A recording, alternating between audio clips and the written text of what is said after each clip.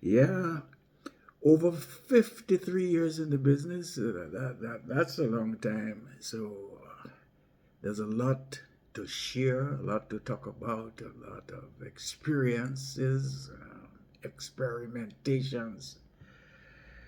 But we want to talk about some of the misconceptions that I came across. The first, calypso music.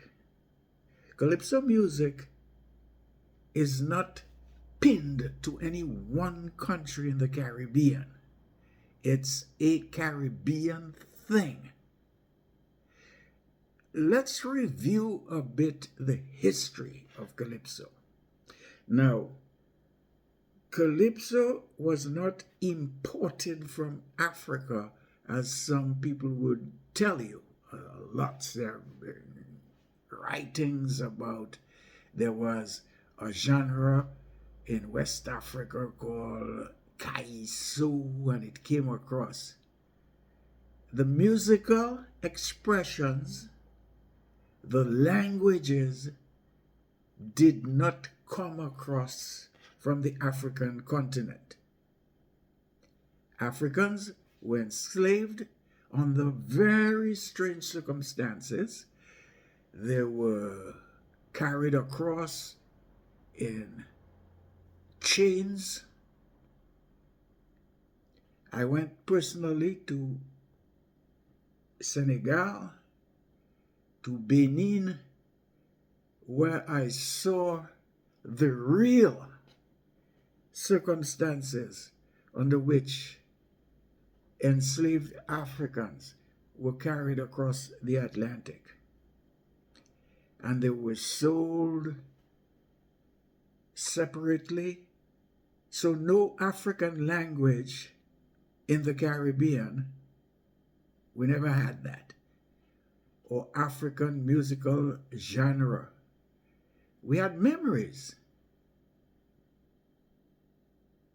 And we've had memories. Calypso is one of them, just like the Creole language that began on the slave plantation. I should probably put that in plural, on the slave plantations throughout the Caribbean. So Calypso has a timeline. It has a beginning, and it is dynamic. It continues.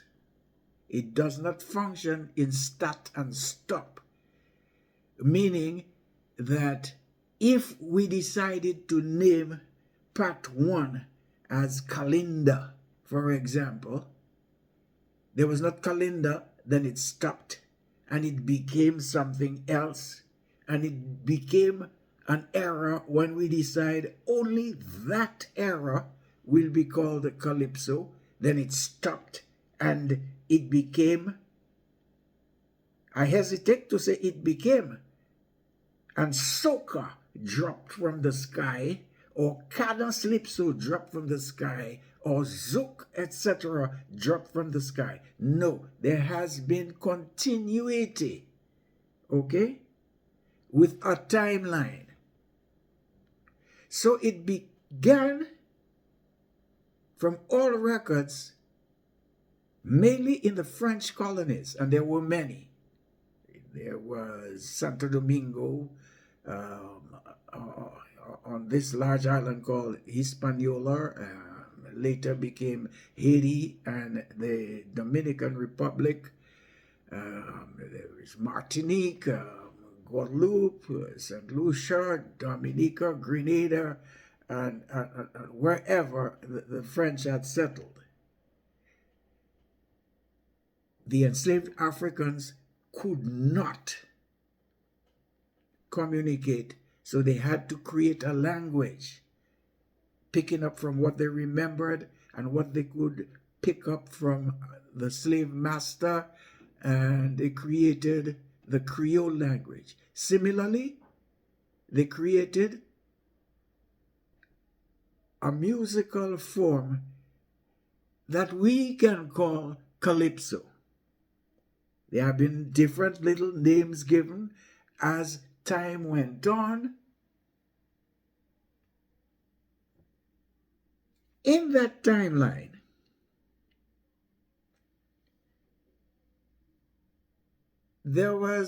history tells us that there was the French Revolution.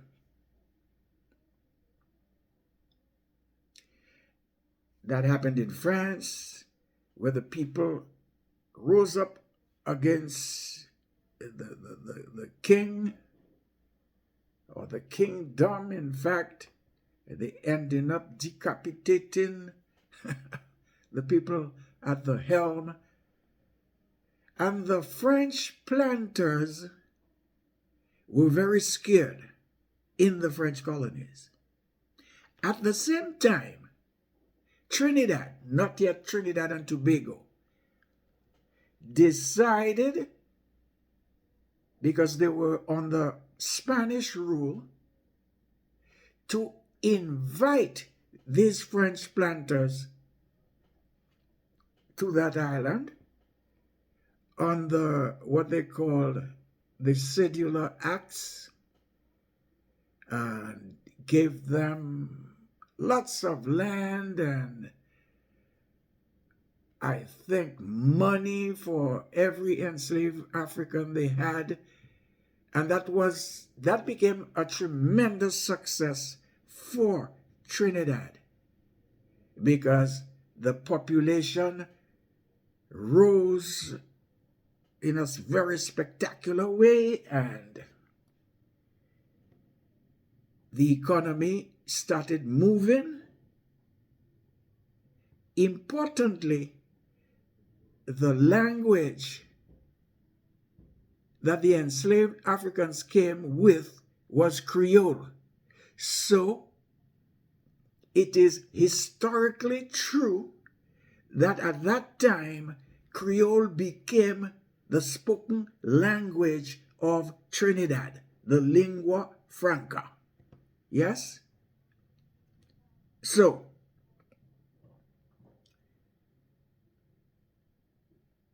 they came with a spoken language, but they came with whatever music that they created with that spoken language, and that was calypso. Most Trinidadian historians will speak to you about a certain Gros Jean. Gros Jean. This is Creole, which in most of the islands people called patois.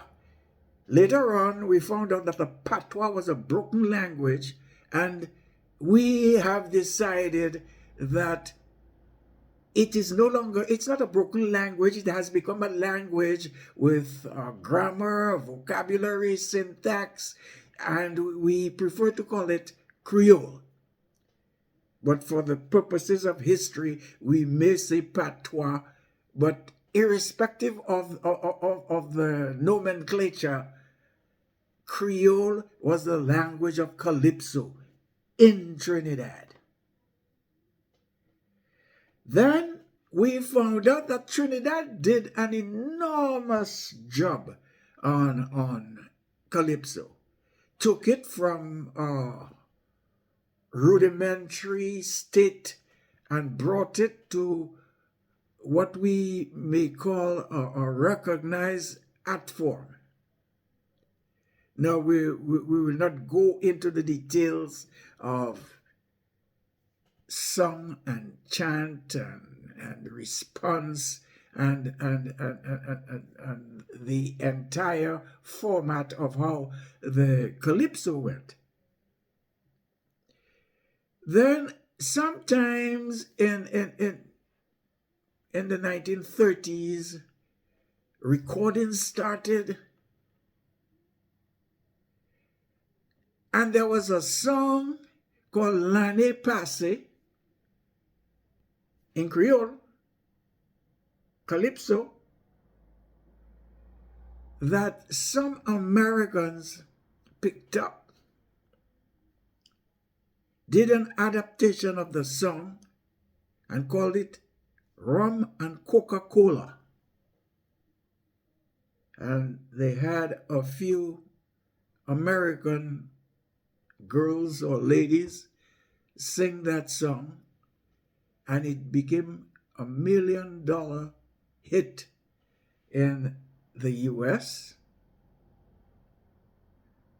It ended up to be, according to some, the first ever copyright infringement case where the owner from Trinidad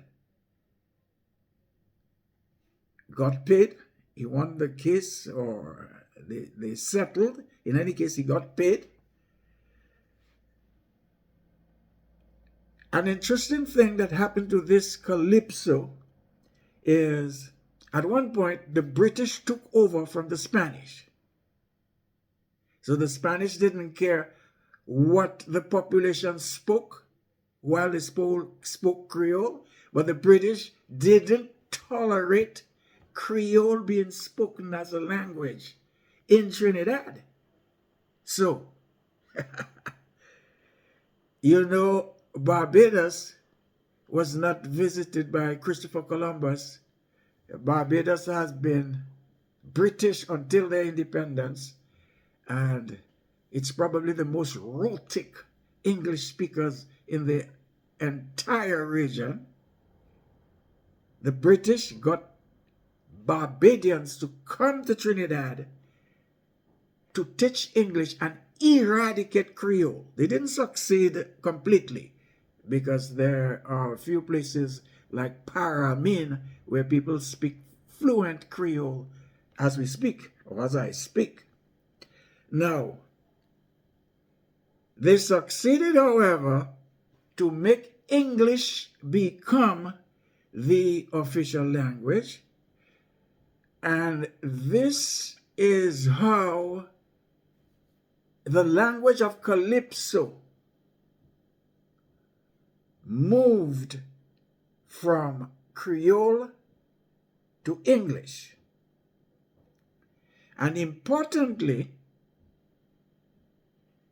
there was a time when, because the Creole took some time to fade away, and English and Creole, both languages were spoken at the same time, and this creates what some linguists call diglossia, where one language is considered in the society as being superior, English, of course, and patois / Creole. And this is a sentiment that became societal. People considered that speaking Creole was inferior. Trinidad was becoming a very successful island in the region. The other countries were very much influenced by the development of Creole. I mean, the development of Calypso, and even places like St. Lucia, Dominica, where Creole is still in existence as a language, but it was shunned as being an inferior form of communication. So the English Calypso was adopted. Until the 1970s, when there was definitely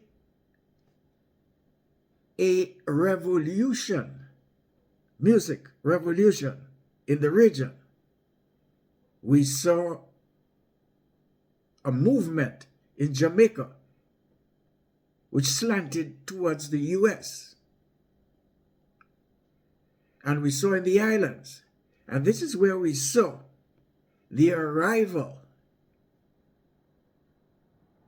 of soca and cadence-lypso just about the same time.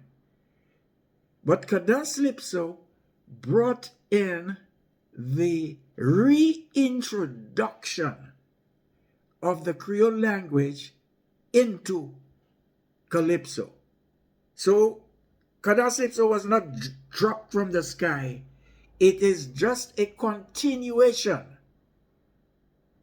of Calypso, but with the reintroduction. Now, I should tell you in the next episode the history of Calypso.